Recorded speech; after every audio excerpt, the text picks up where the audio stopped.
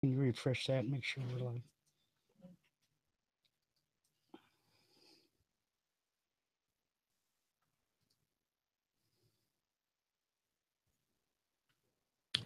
It'll be great. It'll be fine. Don't worry about it. Oh, yeah. We're good to go. Okay. So we're on. Oh, okay. So I guess they need to go over to. Welcome back, everyone, to the next session of International Podcast Day 2017. Was that last session amazing or what? Anna Marie, you rocked it. I mean, we all learned something like from that. So, hey, we got a great one coming up now. We're going to Taiwan. We went from Australia to Taiwan. We got James Thomas with us. And James, thanks for being here on International Podcast Day. Hey, nice. I'm really happy to be here today. 各位你好,大家好.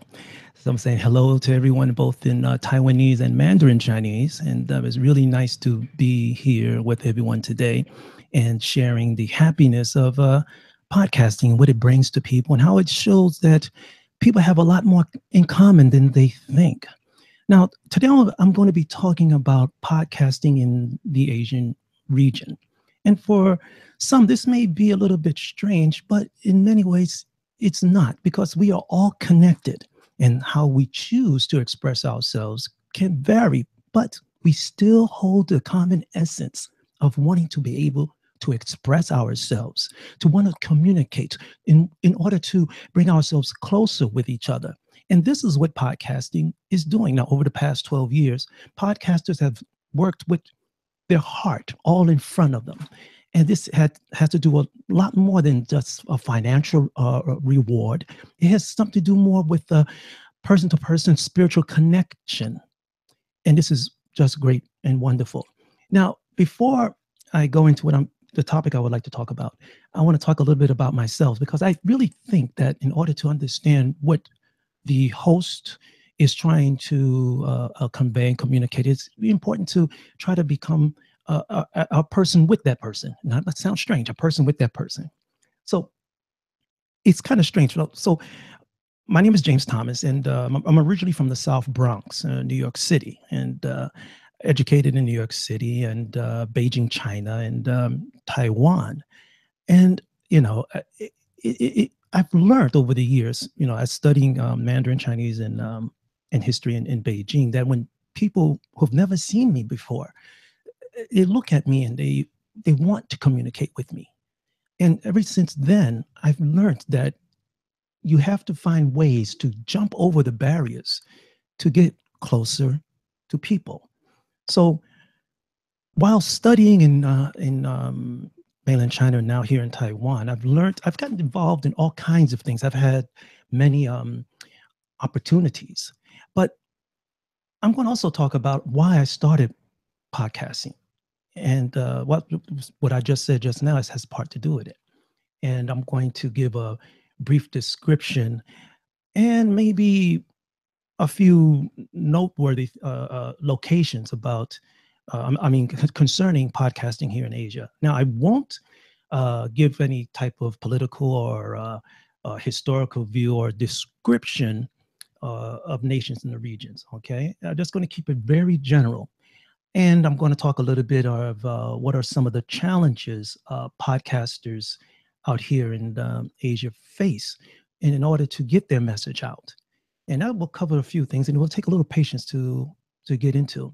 And I'm gonna just mention a little short insert about what I feel, and not only me, but what I can actually generally see is the future of um, podcasting here, especially in Southeast Asia.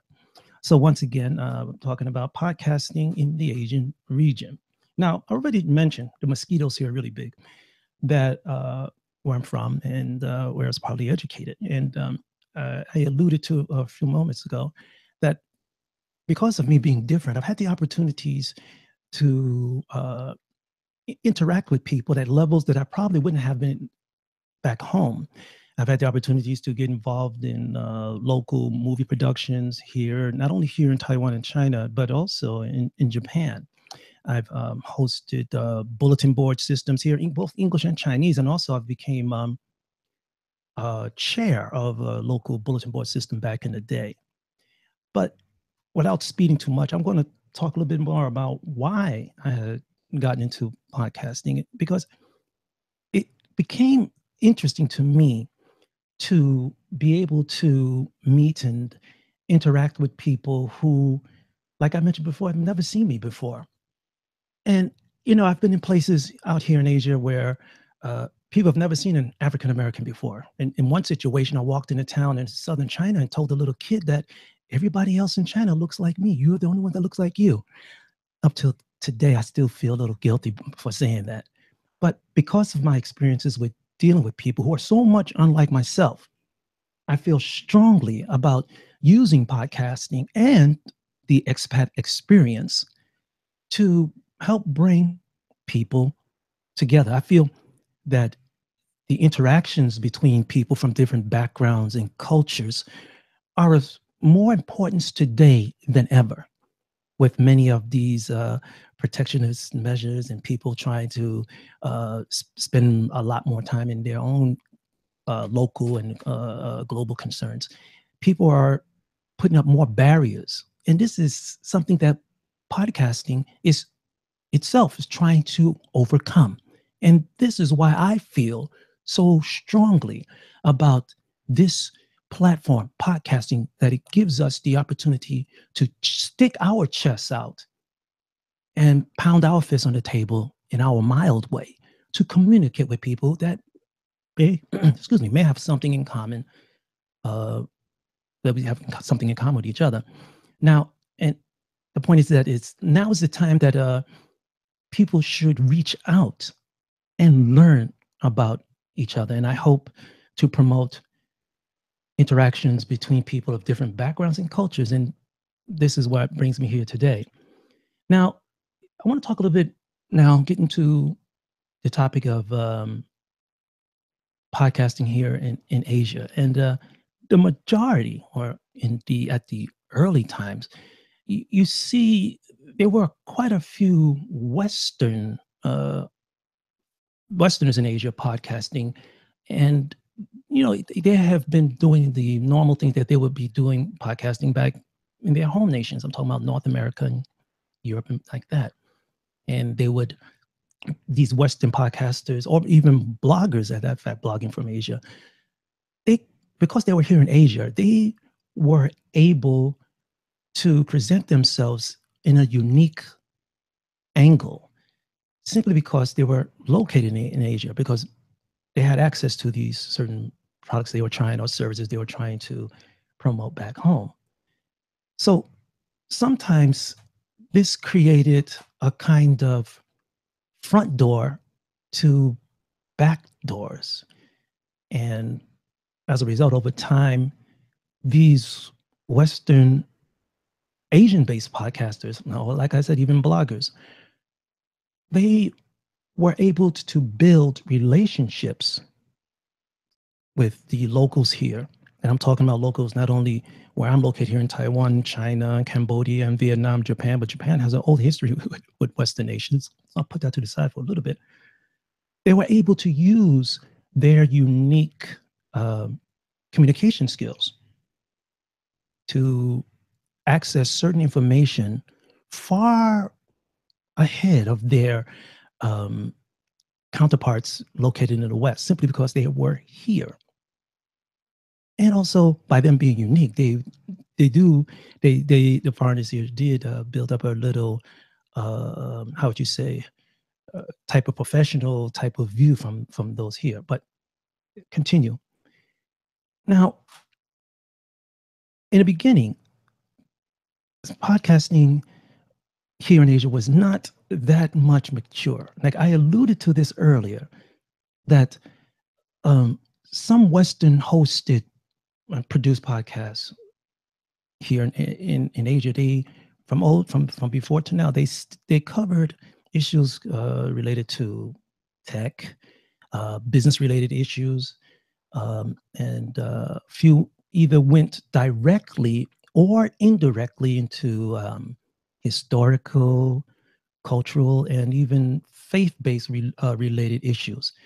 That sure, some of these podcasters, producers, came here with the backings of some Western organizations or governments that were very much interested in influencing the political and social events in particular nations within the region.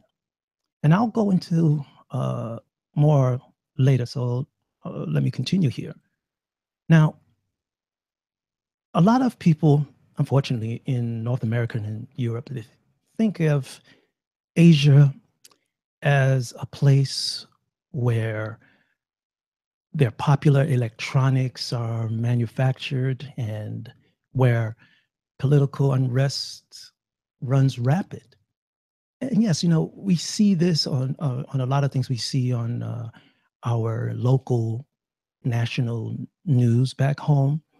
But this should not be a total representation of how people here want people outside of the region to see them or how they see themselves. Now, sure, there are locations in Asia where a bit of this may be true, but once again, it's not a total representation of the nations in this region.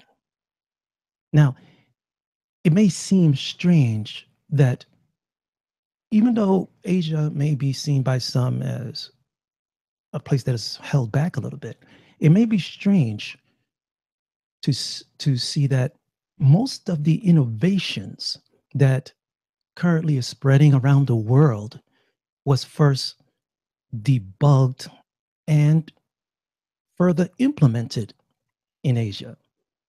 Now, there are some places in Asia where applied technologies are a lot more advanced than in the West. Right? And I will go into that a little bit more. Like, for example, if you go to places like in Korea, where podcasting is picking up quite quickly, you go into Seoul and you see that they have implemented a citywide free Wi-Fi bandwidth type of policy. And a lot of nations back home, I'm from North America, are still at the level where they can't even do that in one whole school. You go to locations in Singapore where Singapore has strategically located artificial trees that are used to absorb heat, collect rainwater, and provide shade for city residents. I mean, this is amazing when you walk in some Asian nations and you see that they have things that you back home in a so-called advanced nation don't have. Or if we do have it in the West, it's not implemented to the level that, like I said, Asia debugged and now implements some of these policies, advancements in local services and infrastructure and things like that. They're way ahead of us. Now, that could be a possible reason of that could be that the Western infrastructure is older and it takes a lot more time to integrate some future advancements. But because of Asia being in a slower pace of development at one time, they're able to implement these policies, practices, and infrastructures at a much faster pace. And quite frankly, they have learned from the mistakes we have made in the West. Excuse me. If you go, for example, to Japan, you all know about the bullet trains there. These trains are just so fast, so wonderful. And Japan has, of course, exported a lot of their technologies to the West and things like that. You go down into some locations in downtown Tokyo, Sapporo, Zabuza, you see that they have electronic traffic signs that signals and live of traffic situation jams and things like that. These overhead city traffic maps, they're just amazing. And they direct the drivers on what route they should take. Japan is also a lot more advanced when it comes to recycling rare metals and radioactive waste products, and also robotics. So we can learn a lot from what is happening here in Asia. This does go into podcasting because they are doing some things in podcasting that we are not, but there's a little hitch to it. Now, if you look into places like China, China has been working diligently to eliminate the use of paper currency, paper money, and the use of micro payments. These are little, very small payments made online for products and services, and these micro payments have become the standard in China. And this is something that we are trying to do in the United States, North America, and Europe. China also is ahead in uh, e-commerce, and they have advanced to the point where they have streamlined their massive logistical cash flow roadblocks, and it's becoming really, really nice to go there and be inside a so-called former third world nation where you can just walk around and just do everything you need to do with your cell phone.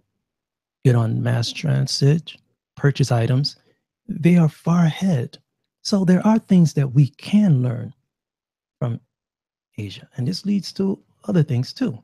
I mean, companies like Alibaba, or messaging tool apps like WeChat, and mainland China is also quite far advanced in personal bike sharing, to the level of, if you go downtown and you need to get someplace, you can't find a cab, you just pull out your app, hit a couple of buttons, and you can find a bicycle on the side of the road that you can use to pedal down a couple of 1 or 2 kilometers to get someplace.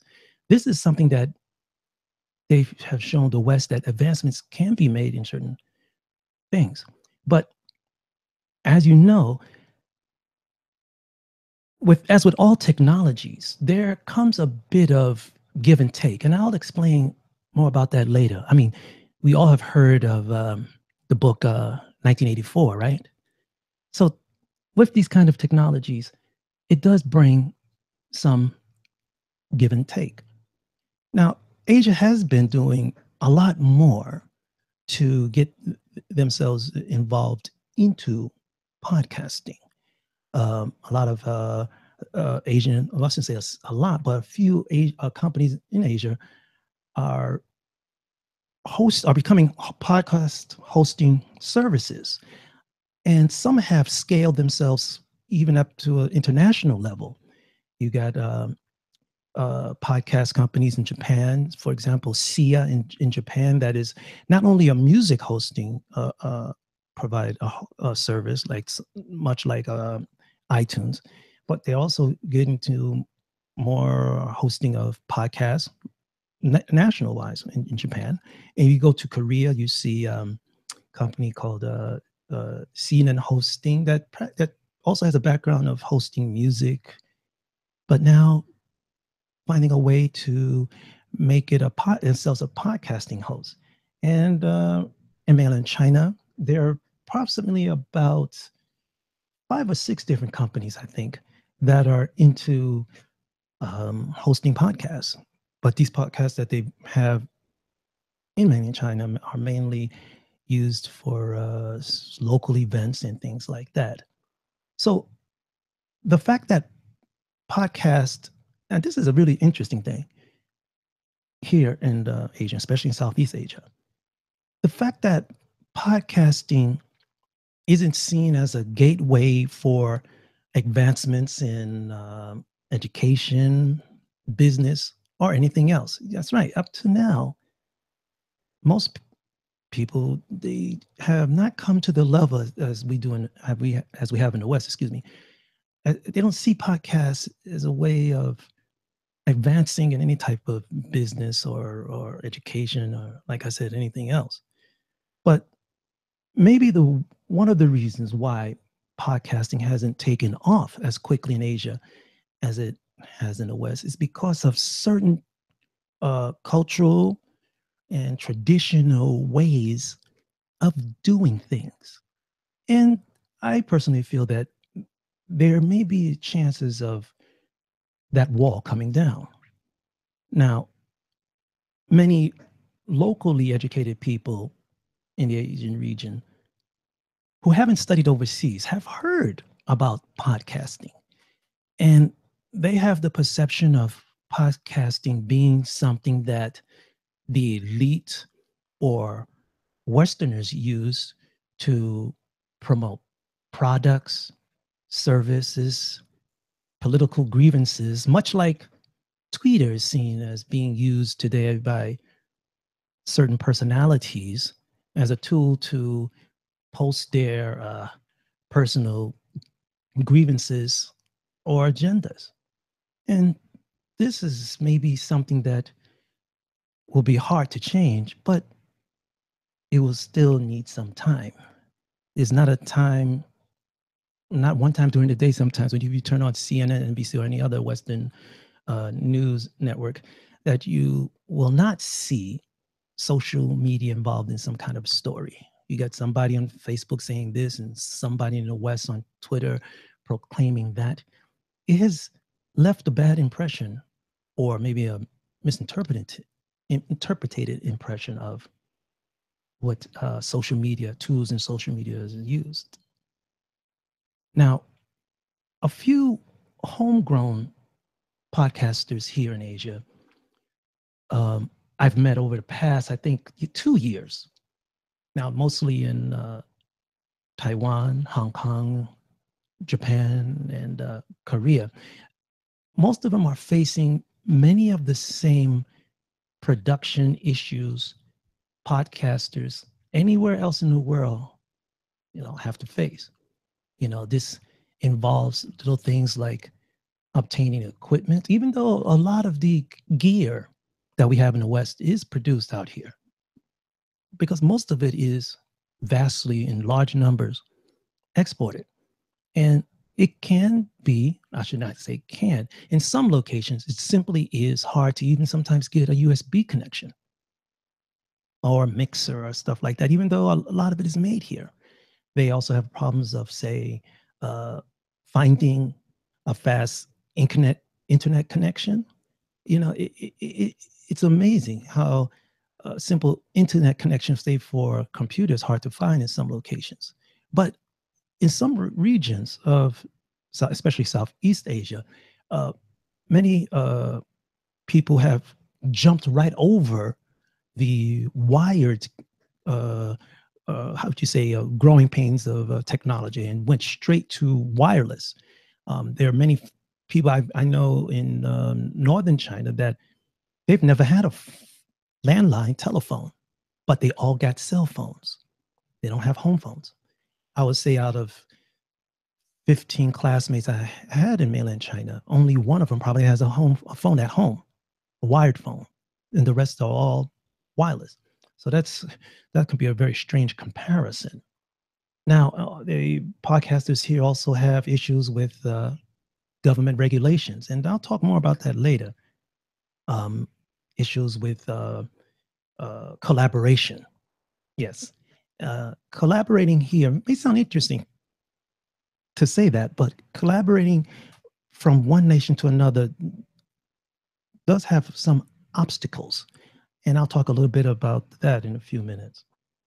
For example, for podcasters here doing interview style podcasts from Asia, arranging times to do interviews or to correspond with people in the West can become an issue. Now, that's just simply because time zones. I mean, imagine, for example, that is one of my major concerns. When I'm here in Taiwan, my time is the exact opposite of New York City, the East Coast. So it's very rarely I can get someone up at 4 o'clock in the morning in the US to do an interview with me if they're on the East Coast. But these are little, tiny little things. But I will talk a little bit more about home-based, homegrown. I like to call them homegrown podcasters here. Now, keep in mind that just like any place else, many of the podcasters here, many of the, I would just say, current podcasters in Asia, talk about many of the same things Western podcasters do. That's things like music, cultural events, sports, health, education, religion, just like in the West.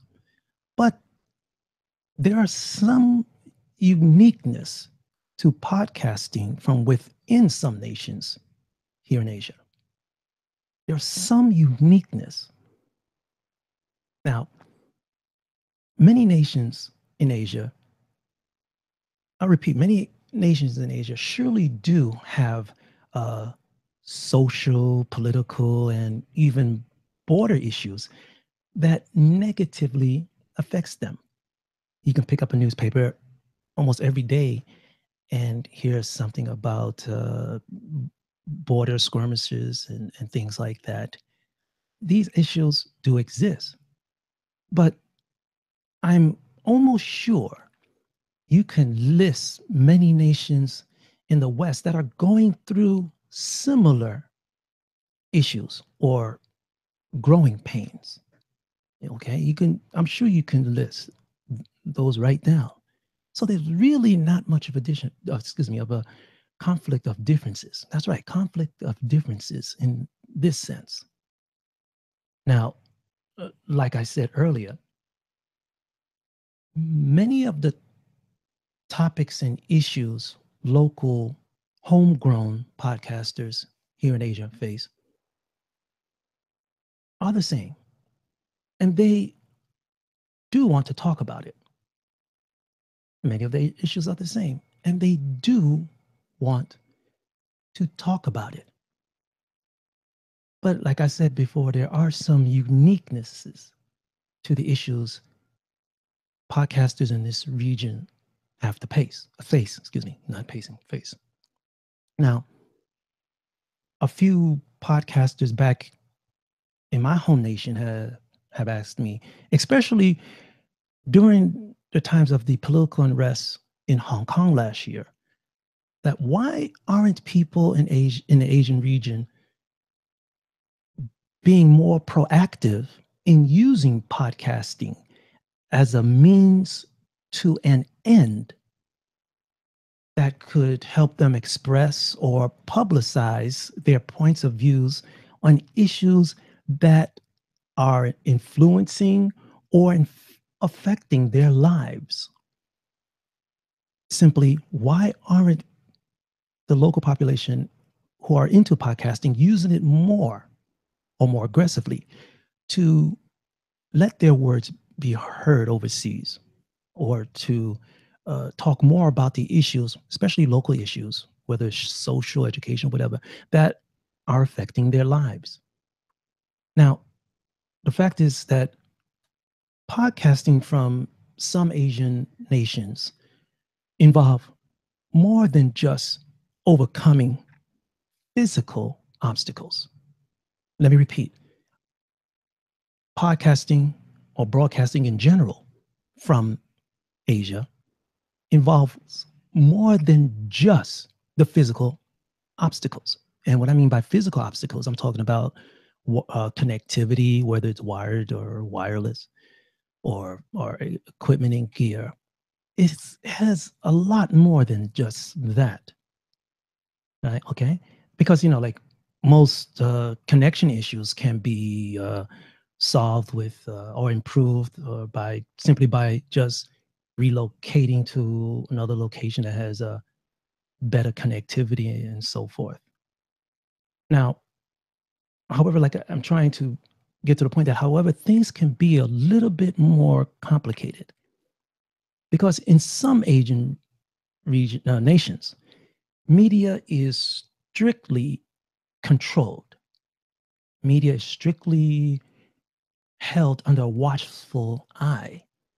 And this includes podcasting. I said media, and I said this includes podcasting. Now, it is no secret that social media has been a major component of social change in some Asian countries. Now, I mentioned earlier about some of the unrest that was happening in Hong Kong last year. But if you look at in other regions, Burma, a little bit further over, Pakistan and things like that, these things have come under the government or the watchful eyes of the people who want to remain in control. And podcasting is a way of getting information out quite quickly because it's so simple to take a voice and put it on a CD or put it on a USB and pass it right out to someone. So some nations in Asia, and in fact all over the world, that some of these nations that are sensitive to what they feel are opposing opinions or dissent may not see podcasting as a popular way or tool to promote a government issue or something like that. Now, the fact is, inside some Asian nations, a podcast producer can be prosecuted and jailed for allowing the publications of points of views that conflict with official government policies and the like. And this is, you've probably seen it in nations like Iran and things like that, where bloggers have been jailed for publishing a point of view that their local government may not be in favor of. Okay, so this is something that I think we as Western podcasters should be more sensitive to, because a few Asian nations, they feel, I should say governments of Asian nations, a few, they feel threatened by the amount of overseas information coming into their country, which they see as shaking their sphere of influence. And this is something, once again, that we as Western podcasters have to think when we are trying to aggressively promote podcasting in other nations. So as a result, a few of these nations in Asia are aggressively using tactics or that include electronic surveillance, censorship, and internet firewalls to control the vast amount of information that they feel that's coming from abroad, that they feel is trying to influence or destroy their nation's cultural identity. This can involve not only political issues, but other philosophical issues and things like that. And these nations constantly make attempts to block this type of information. Now, I'm not only talking about places like North Korea or mainland China, Myanmar, Burma, Myanmar, Cambodia, or Thailand, especially if you're talking about their king. They are quite sensitive to this type of information going back and forth. And they are very, very protective of how they want their citizens to view their nations. Podcasters within nations that control inbound and outbound communications, these nations, some of them hold they use a very heavy-handed approach. Now, these podcasters within these nations have very few resources that would allow them to disperse their podcast to a wider audience. And as a result, many of these podcasters have resorted to tactics to help them get their information out. Now, remember, they're under countless restrictions. We have to be aware of that. A few of these podcasters located in these regions have resorted, like I said, to using things like VPNs. Those are virtual private networks or proxy servers that allow them in a way to hide their identity or circumvent the technology which is blocking their overseas access. Now, you probably have seen in the news recently that mainland China next year, quite January, will even shut down harder on VPN access. And this will affect not only the local podcasters who are trying to get their word out. Now, I want to repeat again, many of these podcasters in this region must follow their governments, or even provinces, rules and regulations on communication. Excuse me, I should say propagation of information. Podcasting is such an easy way for people to express their opinions. We know that in the West. But for these people within this region, it can be a gamble in many ways. And we've seen this in other nations, and when people in certain areas have tried to use means of simple radio communications, ham radio communications, to get the information out. But there are things that are changing. There are a lot of more and more, a lot of podcasters who are originally from this region or have roots in this region that are bringing podcasting back. I should not say back, but who are promoting the development or producing of podcasts in the regions. I know 3 or 4 Asian American podcasters from California who are actively in Asia, currently actively in Asia, and trying to build up podcasting networks to connect with them back in the United States. And this could be something that we can look forward to, but there may be some times where there will be people or podcasters that will fall to the wayside because of their aggressiveness. But we all wish them the best because we know that podcasting is a way people can become closer to each other. And this is a tool that we should promote, but we should be aware of the fact that podcasting can be sensitive in some areas.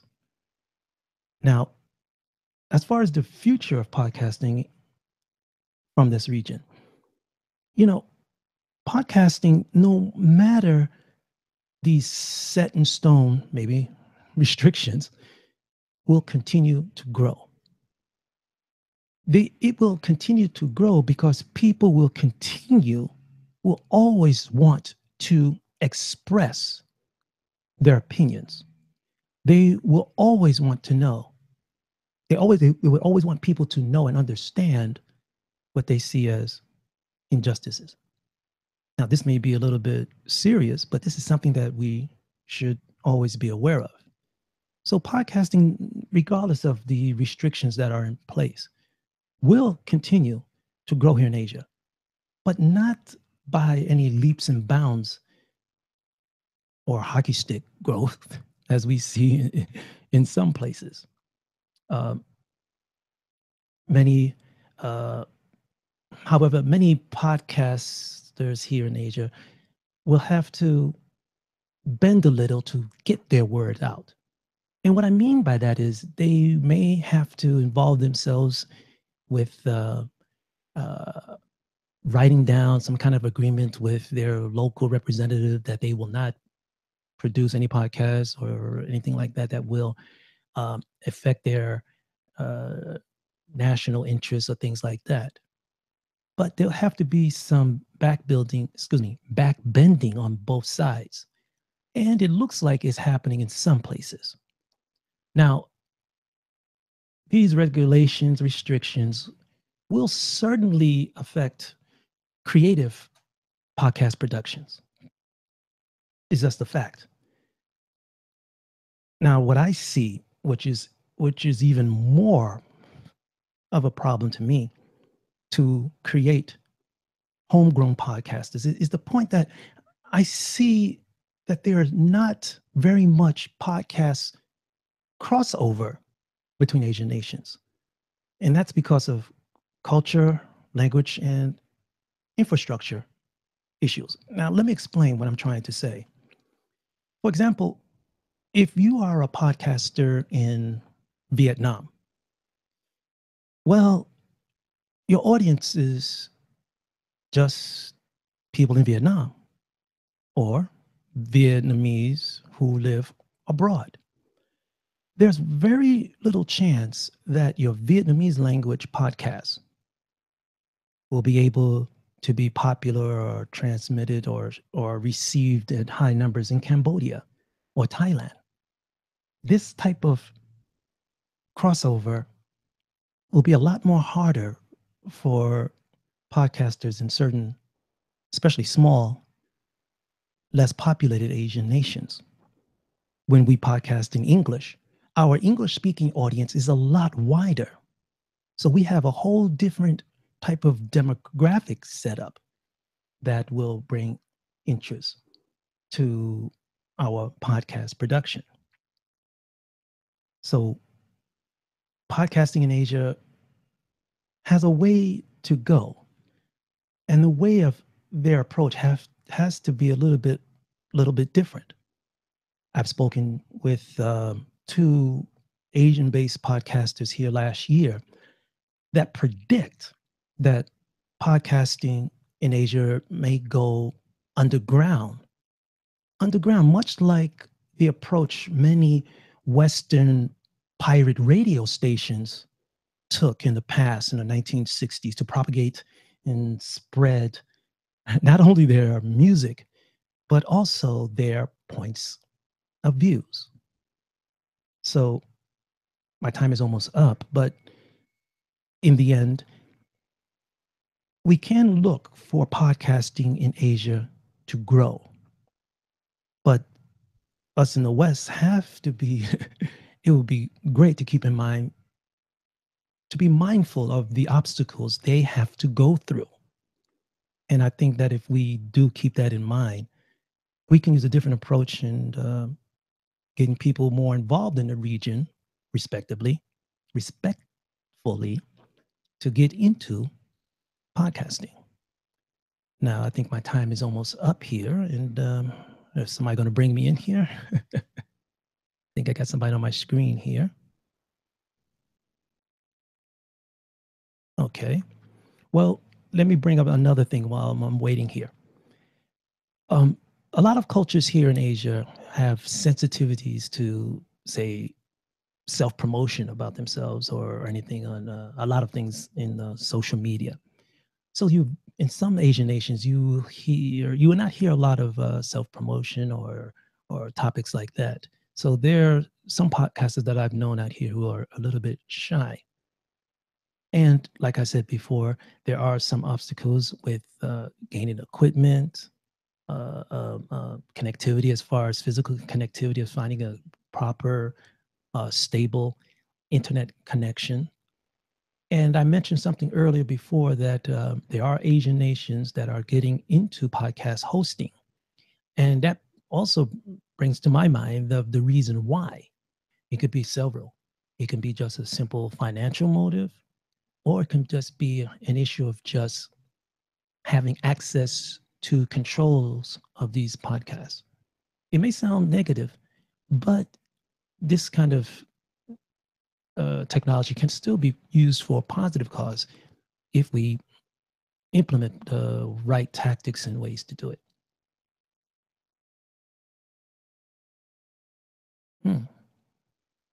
I thought I was going to talk too much. Okay.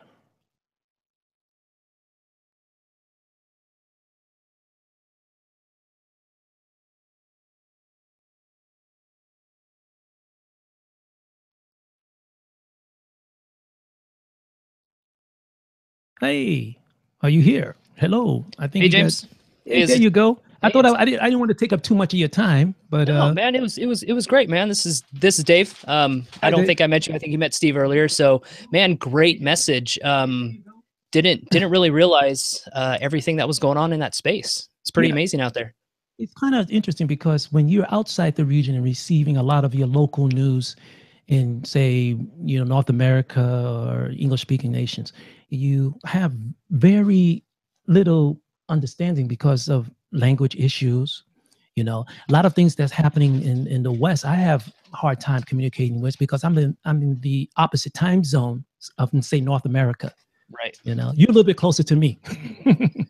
But these are issues that I think, as Western podcasters, we don't think of it, and I don't think we are not called to even think about it. And you said earlier, I noticed about an hour ago, you said that you have come across statistics that podcasting is picking up in this area. What kind of statistics have you been observing? Yeah, it's coming from a variety of sources, different podcast media hosts and different research that's out there. But it's a lot of it is you can just tell simply because of the amount of interest that I find online when you search. I mean, you can go to like any Player FM and you can just search Taiwanese podcast or Brazilian podcast or African-based podcast, and you can just see the generation of content that's going out there. And you visit their websites, you can see that they have huge subscriber lists. You can go to their go to their pages, their either Twitter handles, Facebook pages, and you just recognize how much is going on in that space. So you can derive a lot of information from what the community is talking about. I mentioned something about how I see very little crossover between Asian-based podcast producers, especially here in Southeast Asia, because of language. I brought up something about a Vietnamese podcaster would produce something, but his audience is quite limited because of language issues. It will not be able to go to, say, Thailand because of language issues. Because we speak in English, English is a lot more wider, language a lot more widely in use. So our demographics, listeners, would be, the demographics is a lot larger. Absolutely. Yeah. Well, James, I truly appreciate you joining our broadcast this year. It was great to have yourself represented and you representing the Asian region as well as Taiwan. So thank you so much for joining our broadcast for International Podcast Day 2017. Thank you for having me. Yes. Thank you very much. Absolutely. Thank you, James. We'll be in touch, man. Appreciate it. Bye-bye. All right, everybody.